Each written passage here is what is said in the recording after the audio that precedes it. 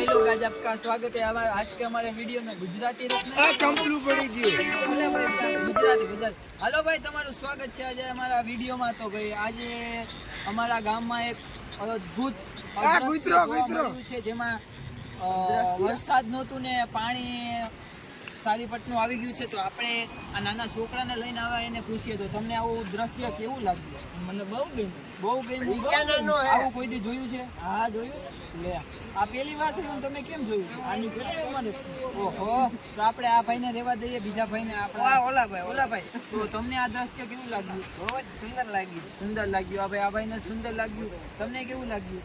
મને અતિ ભારે લાગ્યું, બહુ સુંદર। હું ખુશ છું, વધારે ખુશ? હું ખુશ છું। હાલો વાંધો નહીં। તો ભાઈ આ ભાઈ ખુશ છે, તો આ નાના ભાઈ તમે યાર ઘરે જાવ, અહીંયા નો ઊભું રહેવાય યાર, પાણી વધારે આવી જશે।